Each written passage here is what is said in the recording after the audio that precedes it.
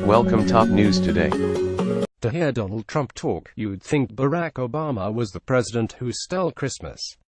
Although Trump doesn't generally single him out by name on this subject, the president's meaning is unmistakable when he declares, as he has done since long before the holiday season, that's he making it okay to talk about Christmas again.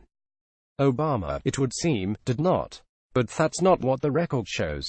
A look at that matter and others that arose in a week bristling with action on taxes and Trump's words on foreign policy, politics and more. Trump people are proud to be saying Merry Christmas again.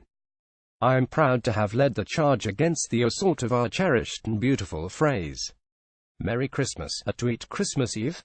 The facts. Merry Christmas, the president said when presiding over the lighting of the national Christmas tree and celebrating the birth of our Savior. That president was Obama, marking my family's Christian faith and other faiths in his final Christmas tree ritual in office in 2016. The White House holidays under the Obamas had plenty of Christmas trappings and cheer. Obama offered a more general holiday message on the official greeting card, but wished Merry Christmas at the national tree lighting, on his Twitter account and in his weekly address. Trump explicitly criticized Obama in 2011, tweeting that the president had issued a statement for Kwanzaa but failed to issue one for Christmas. In fact, that year Obama wished people Merry Christmas from his Twitter account and gave a video address with wife Michelle Obama in which he wished people a Merry Christmas and Happy Holidays. Presidents George W. Bush and Bill Clinton also offered greetings marking Kwanzaa, the week-long African heritage festivities starting Tuesday. White House said Trump will also have a statement on Kwanzaa. Trump: the bottom line is, this is the biggest tax cuts and reform in the history of our country. This is bigger than actually President Reagan's many years ago. Remarks to reporters Friday. The facts not so, in either case. For months Trump has refused to recognize larger tax cuts in history, of which there have been many, or to grant that other presidents have enacted big tax cuts since Ronald Reagan in the 1980s. The White House won't explain how he arrives at his conclusion. An October analysis by the Committee for a Responsible Federal Budget found that it would be the eighth biggest since 1918. As a percentage of the total economy, Reagan's 1981 cut is the biggest, followed by the 1945 rollback of taxes that financed World War II. Trump's plan is also smaller than cuts in 1948, 1964 and 1921, and probably in other years. Additionally, a Treasury Department analysis found Reagan's 1981 tax cut had an annual average cost of nearly 2% of GDP. This would translate into roughly $400 billion in today's dollars. The current tax cuts peak at $280 billion in 2019. Valued at $1.5 trillion over 10 years, the plan is indeed large and expensive. But it's much smaller than originally intended. Back in the spring, it was shaping up as a $5.5 trillion package. Even then it would have only been the third largest since 1940 as a share of gross domestic product. The government uses percentage of GDP to measure most budget and tax issues over time because that measure puts tax revenues and federal outlays in context relative to the entire economy. Vice President Mike Pence is delivering on that middle-class miracle to Trump at a cabinet meeting Wednesday. The facts modest doesn't usually make for a miracle.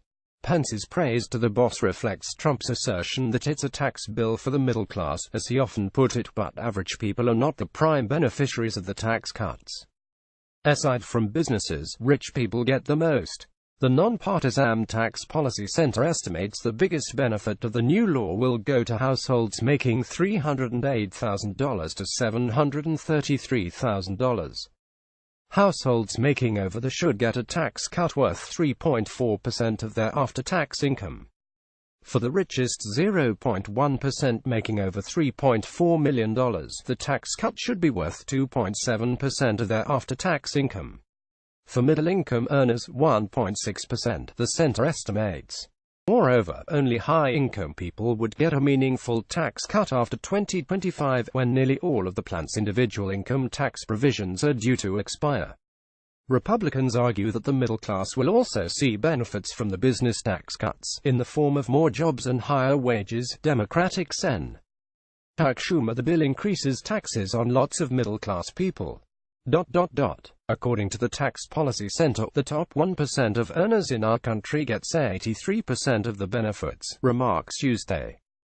The facts: the tax cuts are not nearly as lopsided as many Democrats are portraying them.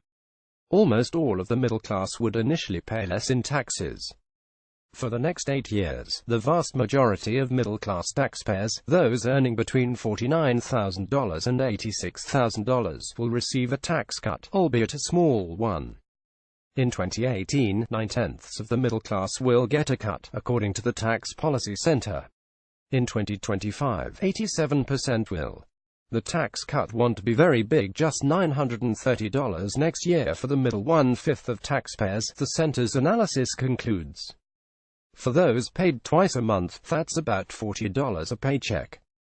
Schumer and other Democrats who have blasted the plan as a middle-class betrayal are basing their assertions on the fact that nearly all personal tax cuts expire after 2025.